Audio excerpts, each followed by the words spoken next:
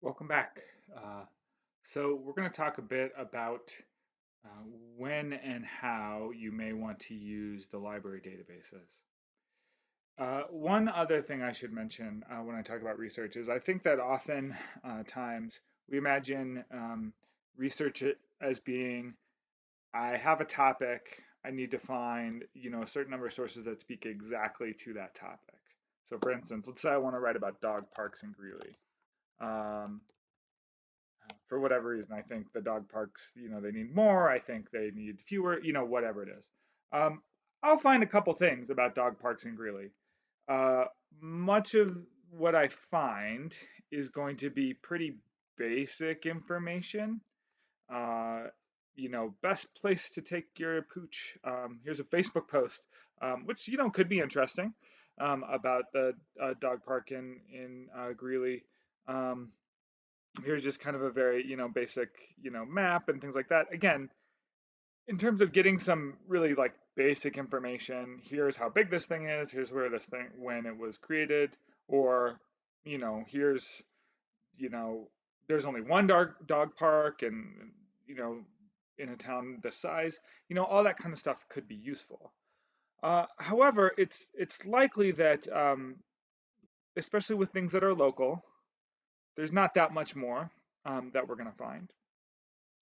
And instead, we may want to think about, well, I'm not probably going to find a ton of articles that are specifically about Greeley and dog parks therein. However, I wonder what kind of information I could find about dog parks in general.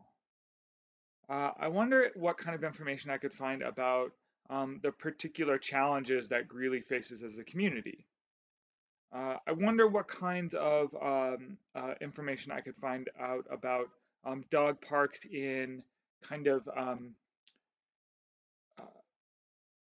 small towns, small cities. I guess I don't know exactly what you would consider Greeley, right? But as opposed to in big urban environments. All of those would be interesting questions. None of them would be finding an article that's about your particular topic, but then you, as a writer, could take these sort of disparate pieces of information and weave them together to write your paper. So if I wanted to find, let's say, broader information, and in particular, let's say I'm curious about, well, I guess I think dog parks are good. I think they have a beneficial effect on communities. Has there been any research along those lines, right? Where might you look for that? Well, you could look on Google, and there's some ways you could search. You could look on Google Scholar. Um, there are some issues with that, in that Google Scholar in particular will often lead you to sources that um, you don't have access to or would cost a lot of money to access, and you certainly don't want to be spending money writing this paper. Uh, this is where the CSU library can come into play and be quite helpful. So the website here is live.colostate.edu. The thing that is very confusing, and I think needlessly confusing, is that you don't want to search for your topic in this first box.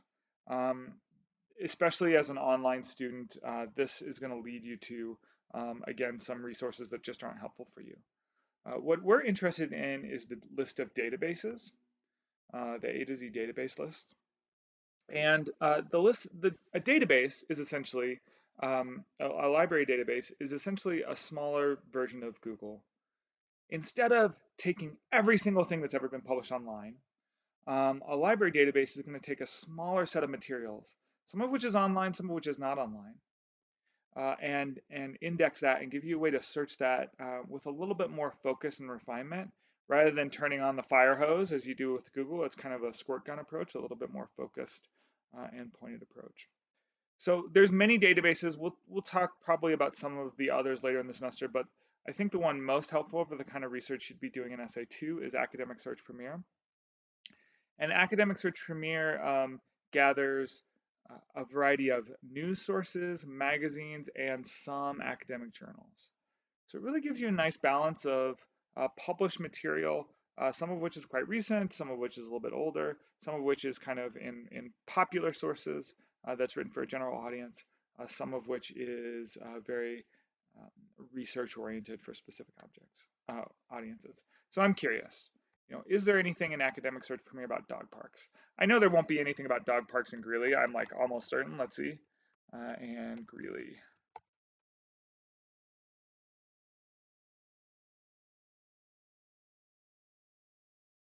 No results. Let's even see Dog Park, Colorado. Um, 8 articles, interesting. About Giardia, interesting. Um, Actually, there's some interesting things here. Best and worst cities to be a dog. World's largest dog park, interesting. They're not about Greeley in particular, but they could be interesting. I'll look at those in a second. Let's broaden out a little bit more though first. I like to start broad and then get specific in these searches. So we're just going to do um, a quick search here on dog parks in a very general sense. So now that I've done my more general search, one of the things that I quite like about Academic Search Premier, first of all, it's not overwhelming me with materials. I'm getting 214 things as opposed to 2 million. I can already see some really interesting things about like dog park design, dog parks effects on neighborhoods, etc. But also, I don't have to rely on a weird Google algorithm to tell me like what's the most important thing. I have a lot of ways to filter and arrange and sort this material that are very useful to me. And so these are all on the left side of the screen. Um, do I want to limit to things where I can get a PDF online right away? Maybe, especially with the short-term timeline of this particular assignment. Interlibrary loan is pretty easy. If you are looking for a particular article and you click on it and you can't find it, you want to go up here to Ask a Librarian, and they will help you. They live to help you. They are so lonely over in the library right now, I can tell you because access is limited.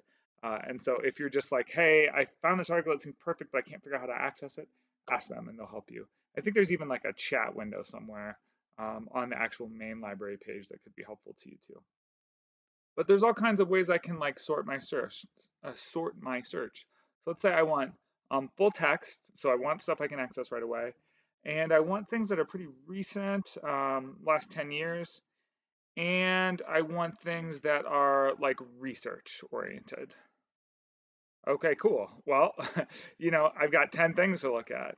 Um, Much easier to scan through than 2 million results from Google or 200 results right from this database. Now, maybe I limited it too much. Maybe I'm missing out on some things, but again, I can always go back and unclick these things and, maybe do other searches. This is going to give me a good sense of kind of what are some related topics. If I don't want research materials, I can look over here at, just stuff that's in magazines or newspapers. I can think about what are some of the issues that people are really interested in. So let's see.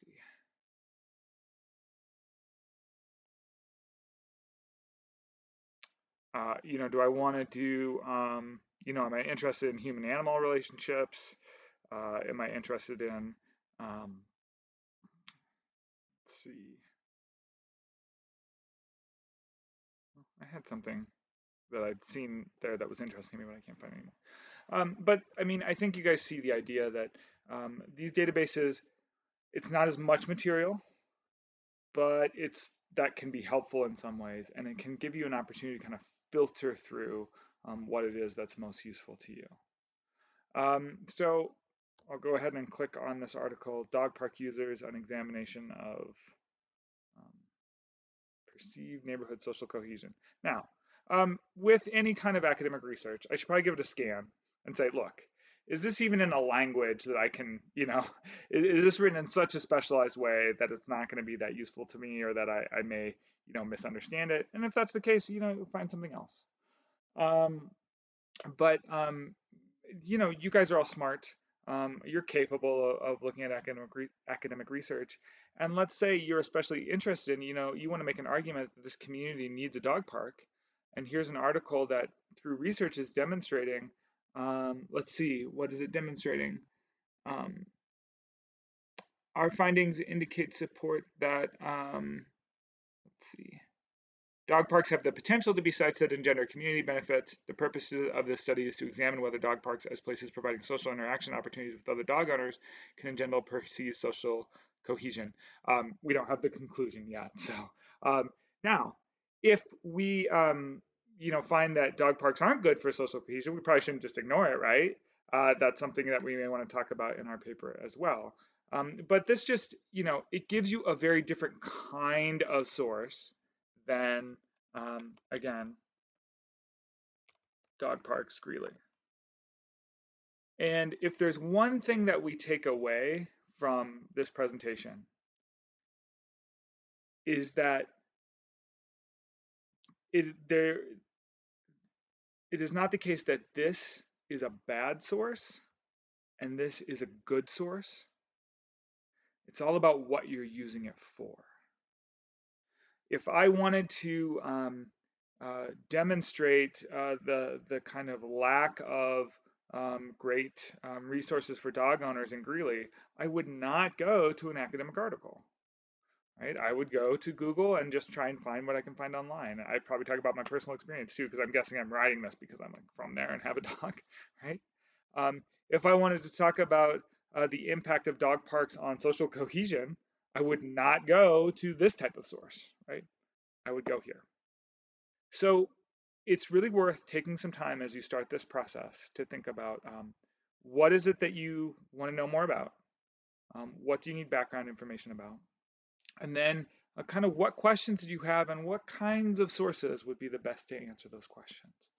So we are not in the world of, I need 3 sources, I'm going to grab the first 3 things I can find. We're in the world of thinking really intentionally and deliberately about what kinds of information we need and what kinds of sources can help us find that information. There's a lot more information about this paper posted online, but this kind of covers the research end.